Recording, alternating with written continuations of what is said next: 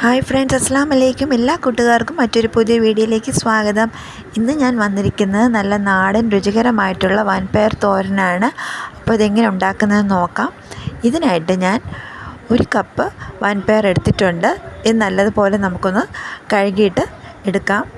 നമുക്ക് തലേ ദിവസം തന്നെ വൻപയർ സോക്ക് ചെയ്തതിന് ശേഷം കുക്കറിലിട്ട് വേവിക്കുകയാണെങ്കിൽ പെട്ടെന്ന് തന്നെ വെന്ത് കിട്ടും. ഇതിപ്പോൾ ഞാൻ അരമണിക്കൂറാണ് സോക്ക് ചെയ്തത്. എന്നിട്ട് നല്ലതുപോലെ ഒന്ന് കഴുകിയെടുത്തതിന് ശേഷം ഇതിപ്പോൾ ഞാൻ കുക്കറിലോട്ട് ഇട്ട് കൊടുക്കുന്നുണ്ട്. എന്നിട്ട് നമുക്ക് ആവശ്യത്തിനുള്ള വെള്ളവും കൂടി ഇട്ട് കൊടുക്കാം.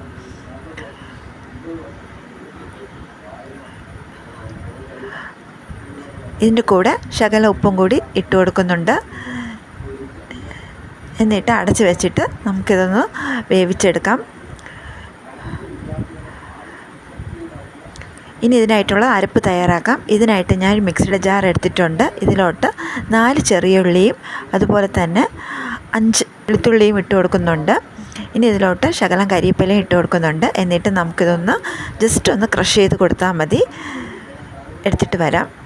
ഇതുപോലെ ആയിരിക്കണം, നമ്മൾ ജസ്റ്റ് ഒന്ന് പൾസ് ചെയ്ത് കൊടുത്താൽ മതി. ഇനി ഞാൻ ചീനിച്ചട്ടി വെച്ചിട്ടുണ്ട്. ഇതിലോട്ട് ഞാൻ വെളിച്ചെണ്ണയാണ് ഇട്ട് കൊടുത്തിരിക്കുന്നത്. 2 ടേബിൾ സ്പൂൺ വെളിച്ചെണ്ണയാണ് ഇട്ട് കൊടുത്തിട്ടുള്ളത്. വെളിച്ചെണ്ണ നല്ലതുപോലെ ചൂടായി വരുമ്പോൾ ഇതിലോട്ട് 1 ടീസ്പൂണ് കടുകും അതിൻ്റെ കൂടെ തന്നെ കരിവേപ്പിലയും ഇട്ട് കൊടുക്കുന്നുണ്ട്. എന്നിട്ട് നമ്മൾ ചതച്ച് വെച്ച മസാലയും കൂടി ഇട്ട് കൊടുത്തതിന് ശേഷം നമുക്ക് നല്ലതുപോലെ ഒന്ന് വഴറ്റി കൊടുക്കണം. ചെറിയ ഉള്ളിയുടെയും വെളുത്തുള്ളിയൊക്കെ പച്ചമണമൊക്കെ മാറി നല്ല ഒരു മൂത്ത് കിട്ടണം. അതുവരെ നമുക്കിതൊന്ന് വഴറ്റി കൊടുക്കണം. ഇനി ഇതിലോട്ട് 1 ടേബിൾ സ്പൂണ് ചില്ലി ഫ്ലേക്സ് ചേർത്ത് കൊടുക്കുന്നുണ്ട്.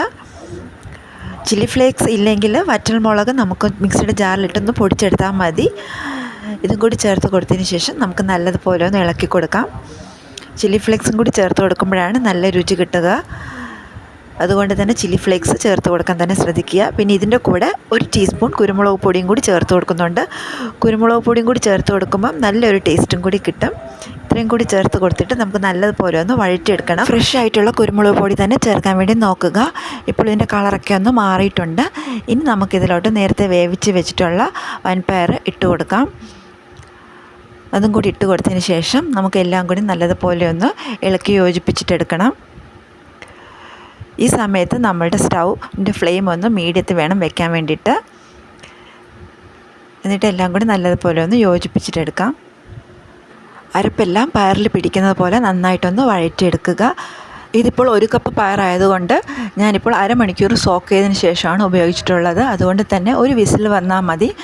തലേ ദിവസം തന്നെ സോക്ക് ചെയ്ത് വെക്കുകയാണെങ്കിൽ പെട്ടെന്ന് തന്നെ നമുക്കിത് വെന്ത് കിട്ടും. ഉപ്പ് ശകലം കുറവായതുകൊണ്ട് ശകലം 1 നുള്ളുപ്പും കൂടി ഇട്ട് കൊടുക്കുന്നുണ്ട്. എന്നിട്ട് എല്ലാം കൂടി നല്ലതുപോലെ ഒന്ന് മിക്സ് ചെയ്തെടുക്കുന്നുണ്ട്. കൂടുതൽ സമയം എണ്ണയിലിട്ട് വഴറ്റണം എന്നുണ്ടെങ്കിൽ വഴറ്റിയെടുക്കാം. എല്ലാം കൂടി നല്ലതുപോലെ മിക്സ് ചെയ്തെടുത്തതിന് ശേഷം ഇത്രയേ ഉള്ളൂ. അപ്പോൾ നമ്മുടെ പയർ മെഴുക്ക് പറ്റി റെഡി ആയിട്ടുണ്ട്. ഇനിയിപ്പോൾ ഞാൻ സെർവിങ് ബൗളിലോട്ട് മാറ്റുന്നുണ്ട്. ചൂട് ചോറിനൊപ്പം പയർ മെഴുക്ക് പുരട്ടിയും അതുപോലെ തന്നെ പപ്പടവും കൂടി കഴിക്കാൻ നല്ല രുചിയാണ്. അപ്പോൾ എല്ലാവരും ഇതുപോലെ ഒന്ന് ഉണ്ടാക്കി നോക്കുക. അഭിപ്രായങ്ങൾ കമൻറ്റിലൂടെ അറിയിക്കുക. ഇൻഷാ അല്ലാ മറ്റൊരു പുതിയ വീഡിയോയുമായി വരുന്നവരേക്കും ബൈ ബൈ. Thank you.